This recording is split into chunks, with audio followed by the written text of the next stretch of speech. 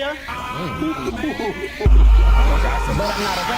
God, bitch! Look up in the sky, is that a goon or green goblin? None of the above, it's a motherfucking dragon. Super Saiyan 2 to a cell, no problem. You put me in a cell, then you got Bow down, nigga. I'm God, nigga. Troy Trap Mason. What's going on, world? This is your boy Troy. I'm your friendly neighborhood NGTOW, and I'm your friend. Absolutely. So I was doing the Black Lives Matter video, and some other thoughts just kind of flooded into my head, and I decided to continue to, rock with the black shirt. So I'm just going to continue to go on that. And, but for today's topic, we're going to be talking about Jesus. Absolutely. We're going to be talking about good old New Testament shit. We're going to be talking about temptation, right? And why I think it's important to understand the temptations. Now, if some of you are familiar, not too familiar with red pill philosophy, that type of thing, as far as it pertains to gynocentrism, really in anything, but particularly gynocentrism, then you'll kind of understand that you have like a red pill rage, and then there's like the you get angry at the mainly angry at the system because you were just promised if you became the hero, then you would get the damsel, and she would be with you and love you forever, and this and that, and now you don't. Now you're angry because after that, kind of comes the depression. You kind of get depressed, like, all right, fuck this, man, and then there comes like the malaise, where it's just you really don't feel anything, and then there comes like the wasteland, as TFM kind of, I don't know if he coined it, but he certainly has a great presentation on it. I think Spetsnaz as well, if I had to. Well, anyway, it's something that floats around in the manosphere when they talk about the wasteland, right?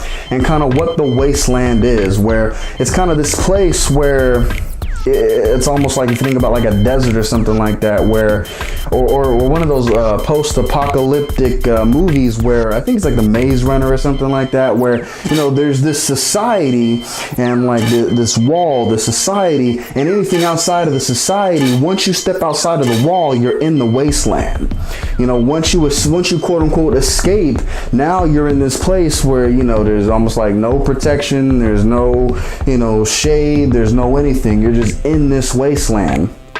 And I kind of wanted to talk about that today. And I'm probably going to do another video on traditionalism and the Bible. I want to really dig into that a little bit more. But I was actually thinking about some quote unquote famous people that were MGTOW, some famous people that did kind of go their own way, and the most famous person that I could think of, to be honest with you, is Jesus. Now, you don't have to be religious. I'm not asking you to be religious. I'm not, anything like that. But if there's one thing that we can all agree on, is that everybody knows, who Jesus is. Everybody can relate to the story. Everybody, it's pretty well known. So I mean, it's probably good to talk about. Troy Trap Mason. So, we'll talk about Jesus and his journey. As a kid, grew up, and then just for like 18 years, not much happened. And then he goes into the desert for like 40 days and this and that. And he runs into Lucifer, who is kind of fucking with him, trying to influence him, that type of thing. And it's interesting. It really is. It's interesting. And so we're going to talk about some of those, and we're going to talk about some of those temptations, because when Lucifer came in, he tempted Jesus 3 times. And, that's what we're going to talk about, are those temptations. Not the singing temptations, but, the Luciferian temptations. So let's talk about it. The first temptation that Jesus was confronted with was I'm speaking in tongues here, right? was bread. He was tempted with bread. Like, all right, and look, I know you've been walking around in this desert for about 40 days. I know you're hungry. I know you're hungry, right? Have some bread. Turn this rock into bread. Pretty much, here's the bread, right? Now, to some people, this is pretty straightforward. Right? I mean, it makes sense, right? If someone has been walking around in the desert 40 days, it finally comes that time and he finally has a chance to get something to eat. Yeah, bread makes sense. But let's take a step back, and obviously, if we look at the Bible, it's allegory. It's stories. That's what it is. A lot of people may want to see it's history and that's the way it is and this and that. But even as we read it, it's a story. It's an allegory. Certain things mean different things. So we can look in the Bible and kind of see what exactly they're talking about. So when we're talking about bread, what are we really talking about here? Well, obviously, I don't know if you've ever been to church or whatever. Maybe you break bread, you get the cracker, or, Last Supper. I mean, all the things of that nature. What does bread represent? Bread represents flesh. Right? Flesh of my flesh, blood of my blood, this and that. I don't even know if that's really in the Bible, but, bread represents flesh. So for a man, Jesus, who, now look, obviously I know that there's apocryphal text and a lot of people say, well, he was really married to Mary Magdalene and this and that and da-da-da-da-da. I'm talking about the Bible as it pertains to what's there. Pretty much what's in the canonical Bible. That's what we're talking about here. So, for a man and for a man, a MGTOW, someone going his own way, someone who, has gone through the wasteland, somebody who's, who's about to really embark on their true purpose, their true journey. For somebody that's going to, kind of like, and we look at this point that this happened, this is when Jesus is about to step up and become the person that he's really called to be, So, what's going to happen is this world is going to give you these temptations, right? Especially as a man. So what's that thing? Let's say you get to a point where, and look, honestly, a lot of MGTOWs are like this. A lot of Zeta type personalities like myself were like this, where,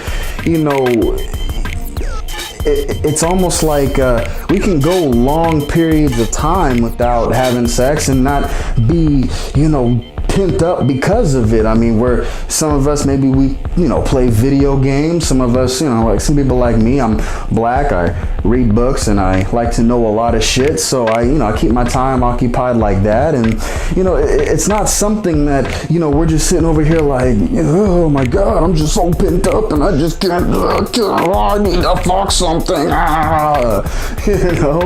It really is something that's, you can really kind of feel the world tempting you at a certain point where it's like, hey, it's been a while. You've been in the wasteland. You want this flesh? Everybody else wants this bread, right?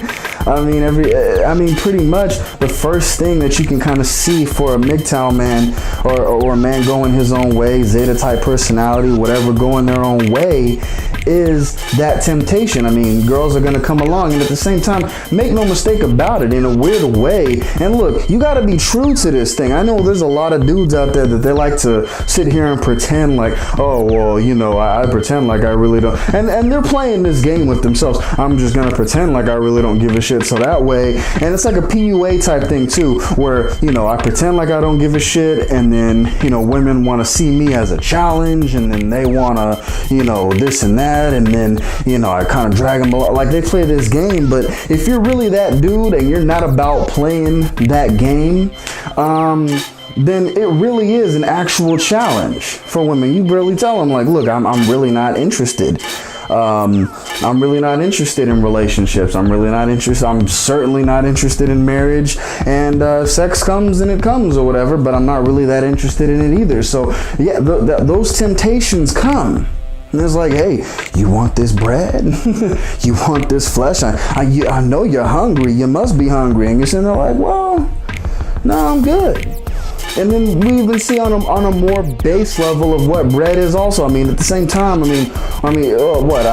coming from like a hip hop culture, bro, what's bread mean? Money, right? Things of that nature, where it's like, and it's the low quality stuff. You know, it's like almost like, okay, so you want to live your purpose. Let's say that you're a person and you want to maybe start up your own blog or your own YouTube thing, or you want to do something else, or, just something like you have a calling in your heart. You have things that you want to do. But at the same time, the world is like, yeah, but you can't make no money off that. You can't make no money doing that. You can't, just come over here and work for this bread, man. Come over here and just go on ahead. Go on ahead. Just go after this bread. And that's something that I think most people who want to do great things is something that they have to deal with. Right? So we're talking about flesh, we're talking about bread, so we talk about flesh, and it's like, yeah, so, you're not going to want to, if that's your life path that you want to go down to, it's like, okay, you don't want to quote unquote party. You don't really care too much about, the bullshit that people like to throw out there. You don't care about pussy. You don't care about the flesh. You don't really care about sex too much. You got a purpose. You got a goal. You got things in mind that you want to do. At the same time, you got bread. So, and you hear these stories. You just click on a motivational audio. You hear Tony Robbins, all these people. They talk about, yeah, there were times when, my lights got cut off. There were times when, I was tempted to go back and work and this and that. At the same time, I'm not saying like, you got to go to that extreme or whatever, but I think the real point that they're trying to make here is that when you know who you are, you know what it is that you want to go after it, then go after it, right? Because a lot of times what happens for most people is that they settle for the bread. Now, don't get me wrong, if you got to work a job to kind of like, keep things going and work on your thing, and so, well, look, that's what you got to do. I get that, right? But, how many people have they gone for the bread, right? How many people have, and you probably know it, and you might be that person right now, where you have a dream or had a dream, you had something that you wanted to do, and this girl came along. You're probably like, and I hope to God, how embarrassing would this fucking be for you if you're listening to this or watching this while you're sitting next to that girl. That flesh that you settled for, and make no mistake, you settled for it, or working that bullshit job that you hate, or even if it's a cool job, you're still settling for it because there are other things that you want to do, and that's the bread, that's the temptation. But you understand, that's literally the first thing that gets thrown out. And most people settle for the first thing that the quote unquote devil, right now, I really am preaching to motherfuckers right now, right? But that's the first thing that the devil throws out, just a little bit of bread. Weak niggas taking bread. All right, I don't give a fuck. Look at them fighting for it like pigeons. Throw out little breadcrumbs. Look at them fighting for it. Is that you?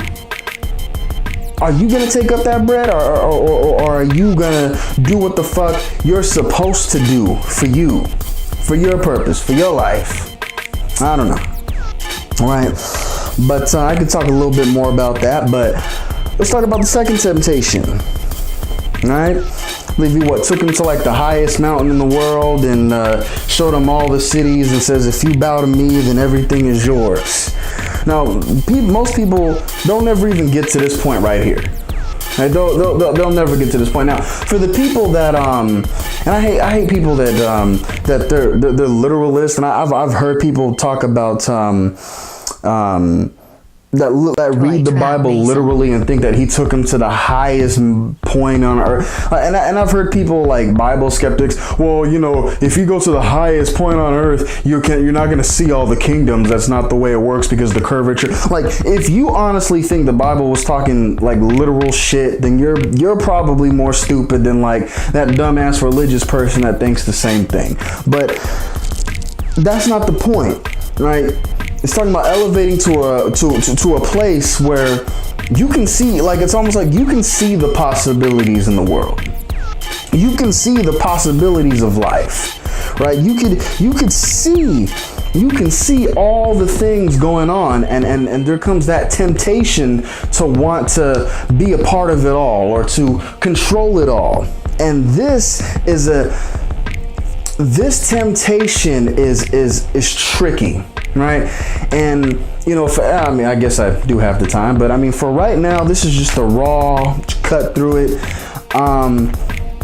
It's almost like all these temptations are subtle, but this is really subtle, right? Because this temptation shows up in the form of wanting to change things, right? Because at the same time, you have the devil taking Jesus up to the mountaintop, showing him all the kingdoms of the world, saying, you can have it all if you bow to me. And you gotta think, obviously Jesus more than anybody walks around and he sees this world for what it is. He sees how fucked up this is, and look, it was no different then than it is now. There's fucked up people, there's simp ass people, there's people it is what it is. And you can't tell me that there wasn't a time when, Jesus going through maybe his development or whatever, he's like, fuck man, I just want to that's what they say. Here is the calling card of the second temptation, that is, change the world. I want to let that sink in. I'm going to say that one more time. The calling card for the second temptation is change the world. You see, and you see this with a lot of feminists. You see this with a lot of women, right? And they'll say, oh, you don't want to change things?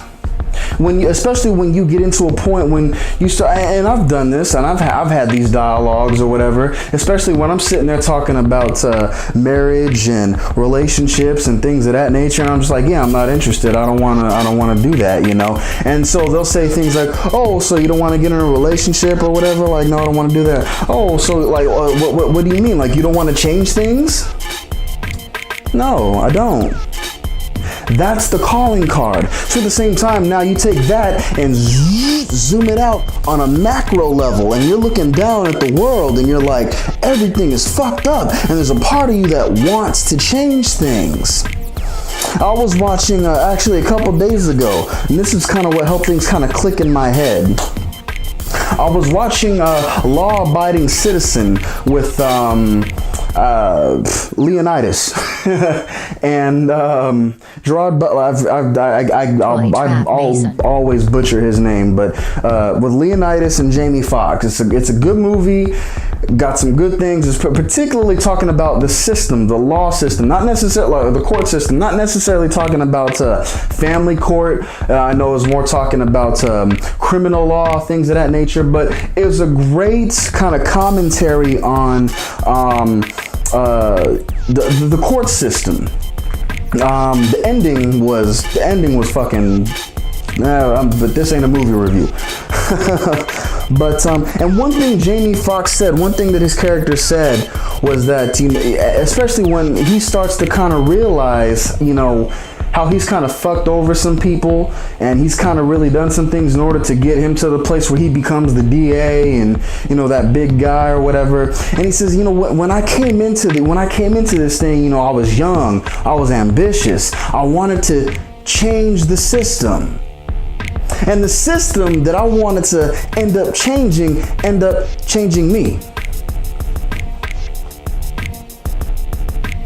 That's the game. Change is the game. See, the thing is, think of the system as the game, and the game just wants to be played. Right? So if you, or fuck it, if we're talking about an actual game, let's think about Fable. Right? Where you can choose to be the bad guy or the good guy. Or we think about, even just a regular sports game. Football, you can be, the red team or the blue team. The game doesn't care. The game just wants to be played. That's the second temptation. Right, now some people, they'll get into this thing and it's obvious that they're playing the game. Right? These are the people that they'll come in like, we'll talk about criminal justice or whatever. These are the people that come in. These are the lawyers. These are the guys that come in. They want to make the name for themselves. They want to, win all the cases. they want to do all the things, right? But losing my train of thought here. I got it. All right.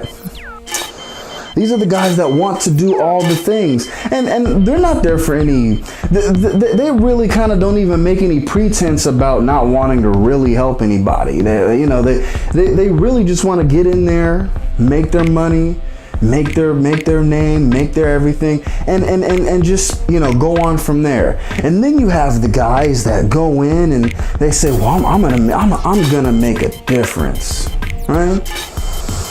Now, there's going to be a way to go on ahead and do that. There's going to be a way to, there's ways to go about it. But, on the whole, just you got to just follow me here, right? There's guys, girls, whatever. Well, I guess we're men right here, so we'll talk about guys. That they'll go into the system and say, well, I want to change things. And then slowly but surely, as they go by, they start learning the rules of the game.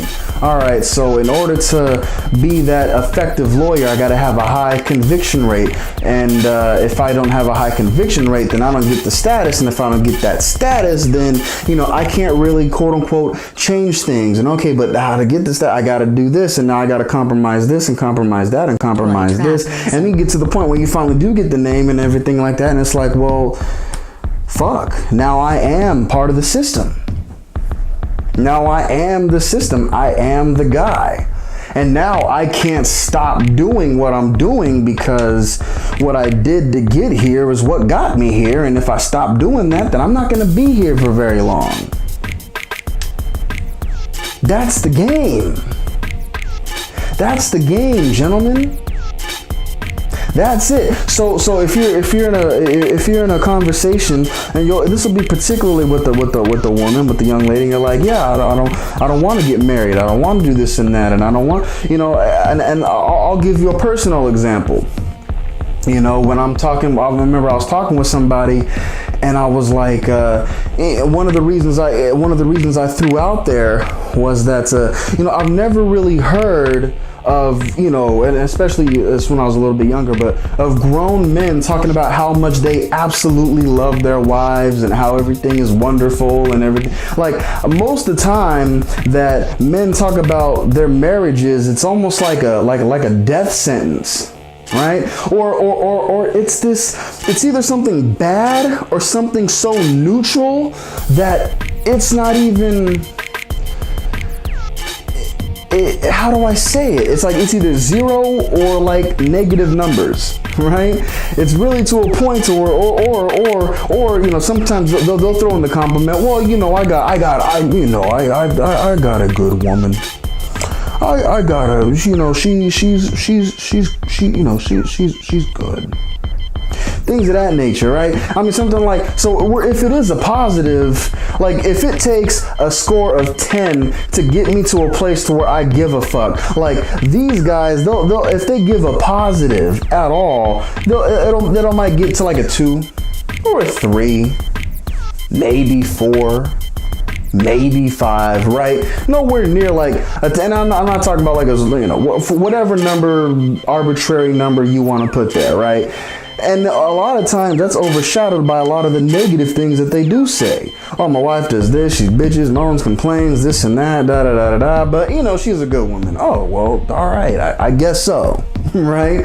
I remember I was having this little conversation, and she says, well, how about you get married and then you be that guy that says all the wonderful things and make all that other things happen, and then you can make that change. And I'm like, I don't want to do that though. You know what I'm saying? Like, I just, there's no point. At the same time, I really thought, just thinking about it logically. Okay, so let's say that I do play the game, I do get married, and I do somehow become that one dude in a million, or however, whatever the statistic is, that not only stays married, but has the happy marriage and all that other good things. Then what are they going to say? Well, that's good for you. You became that guy. You became the exception, but that is not the rule. So I ended up playing the game and devoting I'll say a good portion of my time and energy and everything like that to keeping a woman happy, so that way I can show the world that you can have happy relationships and all this other good things like that. But so I'm playing that game and I just become the exception. I really didn't change anything. I just, I didn't do much. Because, like, let's say that I become that person that, like I say, has the marriage and all this other good stuff and everything like that. Well then, like, who that, in a weird way, that still doesn't even benefit men.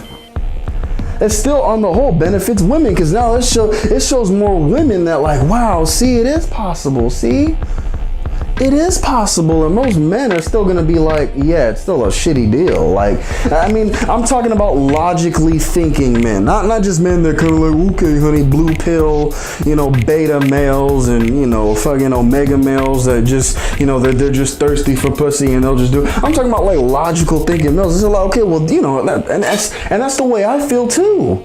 For the men that actually do have that, and they, and they talk about their wives, and it's great and it's wonderful. It's like, well, I'm happy for them. I'm not trying to separate them or do whatever. I'm not just, bro, I'm happy for you. That's good. Good, go for you. Go do that. I'm not gonna do that though. Right? So, but like I say, that is the second temptation. The second temptation is change. Goddamn, that's good. That's fucking good. I'm sorry. Let me just. That's good. All right. Wow. Third temptation, right? Now I got thoughts just flooding into my head, but third temptation. Now, admittedly, because this is more of a free thought. That's the way I kind of like to go. I haven't thought a terrible much about the third temptation, but I'll just give you my little thesis, and hopefully, this will be something that it'll evolve and develop as time goes on, as everything else will. But third temptation goes like this: he takes Jesus up to a tall cliff, right? And says, if God, pretty much jump off, and if God is really your father and you're really the son of God, then you'll be protected. Angels will come down and save you, and you'll be okay. Then you'll be okay.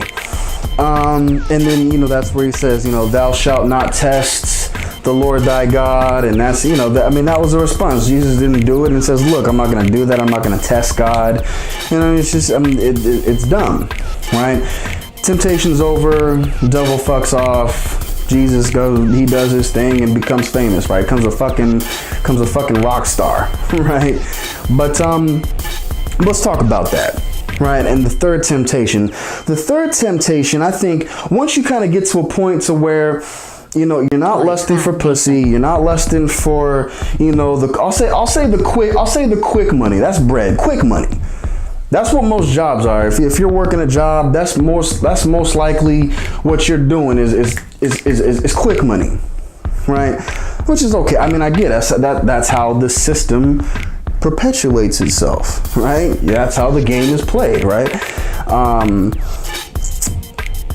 But so if you're not lusting after pussy, you're not lusting after sex, you're not into quick, you don't really care about the quick money, you're looking long term and all that other stuff. And then, you get to the point to where you kind of look at the system and you say, well, regardless of what I do, it's not going to change. The kingdoms are still going to be the kingdom. The world is still going to be the world.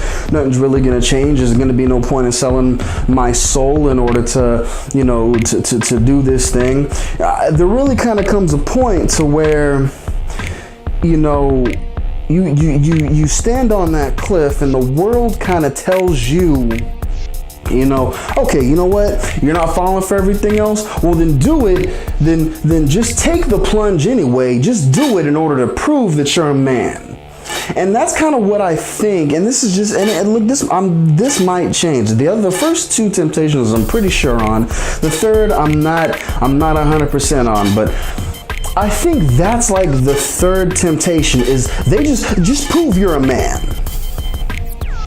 Pretty much. So you got all this knowledge, right? You got all this, you got all the answers, don't you? All right, well, take this jump anyway and show us that your lifestyle is right. Take the plunge anyway and show us that you know what you're talking about. Take the plunge anyway and show us, right, what you're really made of.